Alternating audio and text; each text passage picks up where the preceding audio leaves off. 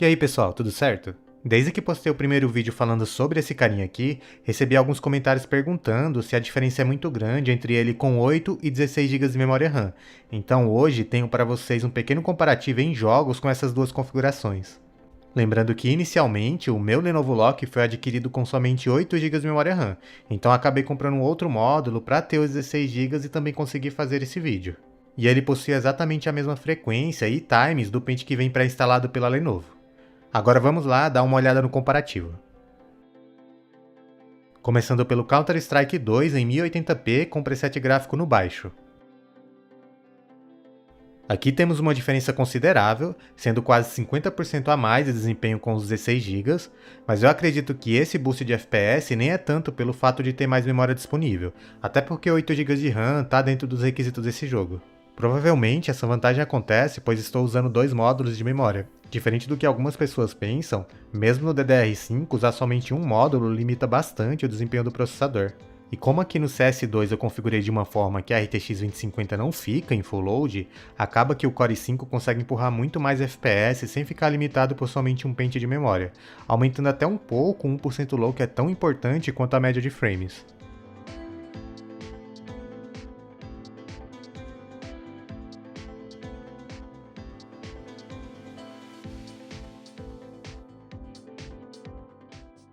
Próximo game é o Hellblade Senua's Sacrifice, configurado em Full HD com gráficos no alto e DLSS qualidade. Esse é um título que até onde eu joguei me parece mais tranquilo em relação ao processador, então acredito que a diferença de desempenho aqui acontece mais pela maior quantidade de memória disponível mesmo.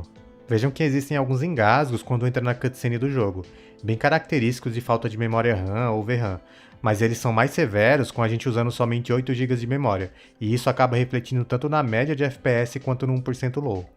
Então, por mais que a diferença não seja tão grande assim, somente comparando a média de FPS, claro, o jogo com os 16 GB aqui fluiu muito melhor.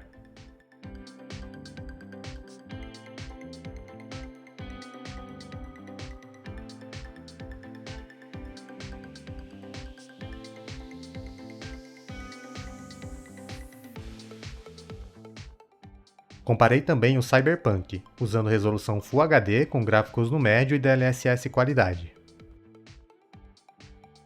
Usei o próprio benchmark do jogo para ter um comparativo um pouco mais preciso, e a situação aqui é a mesma do Hellblade, com muito mais stutterings usando somente um pente de 8 GB.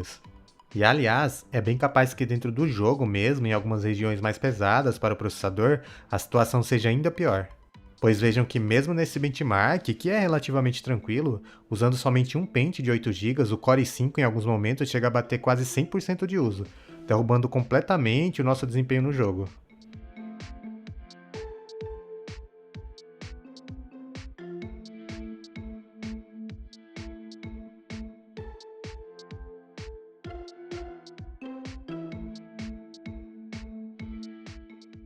E finalmente testei o Forza Horizon 5, configurado para rodar em Full HD com os gráficos no alto e DLSS qualidade. Esse foi o título que teve menos diferença entre os 8 e 16 GB, mas provavelmente se eu forçasse um pouco mais a barra, colocando o gráfico no extremo ou aumentando a resolução, a VRAM da 2050 não seria suficiente e o jogo começaria a usar a RAM como memória de vídeo.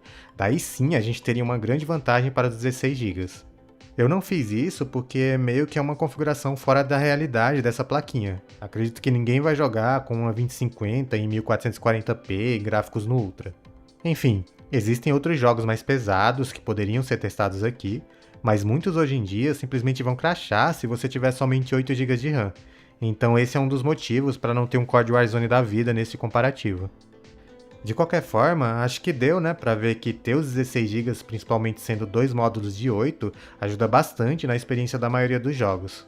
Bom, eu espero muito que tenham curtido esse comparativo. Se você gostou, não se esqueça de se inscrever e deixar o like. Agora eu vou ficar por aqui. Um grande abraço a todos e até a próxima. Tchau, tchau.